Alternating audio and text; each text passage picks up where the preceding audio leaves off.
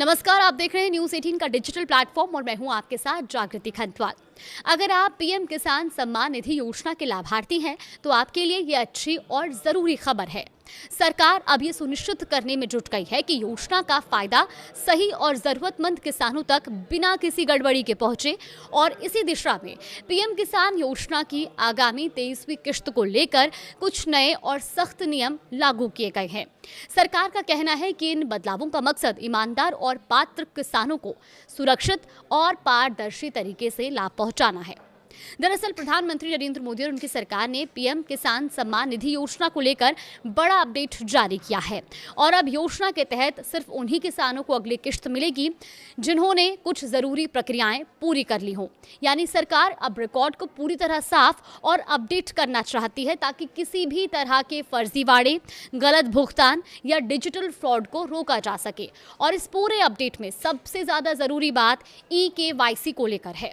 सरकार ने साफ निर्देश दिए हैं कि जिन किसानों ने अभी तक अपने खाते की EKYC प्रक्रिया पूरी नहीं की है, उन्हें 23वीं किश्त मिलने में दिक्कत आ सकती है। इसीलिए किसानों को सलाह भी दी जा रही है कि वो जल्द से जल्द अपनी EKYC पूरी कर लें। सरकार का मानना है कि EKYC से असली लाभार्थियों की पहचान आसान होगी और योजना का पैसा सीधे सही किसान के खाते में पहुंचेगा। और यही वजह है कि इस बार प्रशासन इस प्रक्रिया को लेकर बेहद गंभीर है। इसके साथ ही लैंड सीडिंग यानी जमीन के रिकॉर्ड का सरकारी दस्तावेजों से वेरिफिकेशन भी जरूरी कर दिया गया है। अगर किसी किसान की जमीन का रिकॉर्ड पीएम किसान अकाउंट से लिंक नहीं है तो उसका नाम लाभार्थियों की सूची में अपडेट नहीं हो पाएगा और इसीलिए किसानों के लिए ये जरूरी हो गया है कि वो अपनी जमीन के दस्तावेज सही तरीके से लिंक करवा लें। कई किसान अब तक इन प्रक्रियाओं को बाद में करने की सोच रहे थे, लेकिन सरकार ने अब साफ कर दिया है कि EKYC और लैंड सीडिंग दोनों काम समय पर पूरा करना जरूरी होगा। अच्छी बात यह है कि इन प्रक्रियाओं को पूरा करके किसान अपनी अगली किश्त सुरक्षित कर सकते हैं। सरकार अब योजना में पारदर्शिता बढ़ाने पर भी खास ध्यान दे रही है। नए नियमों के मुताबिक अगर किसी परिवार का सदस्य सरकारी नौकरी में है या इनकम टैक्स रिटर्न यानी ITR फाइल करता है तो वो इस योजना के दायरे में नहीं आएगा और इसका मकसद ये सुनिश्चित करना है कि योजना का लाभ वास्तव में उन किसानों तक पहुंचे जिन्हें इसकी सबसे ज्यादा जरूरत है।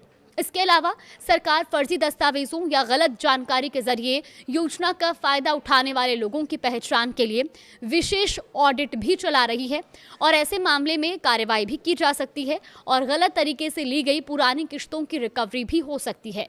लेकिन इस पूरी प्रक्रिया का सकारात्मक पहलू ये है कि सरकार योजना को और मजबूत और भरोसेमंद बनाने की दिशा में काम कर रही है और इससे वास्तविक किसानों को समय पर और पारदर्शी तरीके से लाभ मिलने में मदद मिलेगी। इसीलिए अगर आप पीएम किसान योजना का लाभ लेना चाहते हैं तो अभी से सतर्क हो जाइए और अपना स्टेटस चेक करें, EKYC तुरंत पूरी करें और जमीन के दस्तावेजों को अपने पीएम किसान अकाउंट से लिंक जरूर कराएं, क्योंकि इस बार सरकार का साफ संदेश है, सही दस्तावेज, सही रिकॉर्ड और सही किसान को ही योजना का पूरा लाभ मिलेगा। और अगर सभी जरूरी प्रक्रिया पूरी है तो आपकी 23वीं किश्त बिना किसी परेशानी के सीधे आपके खाते में पहुंचेगी।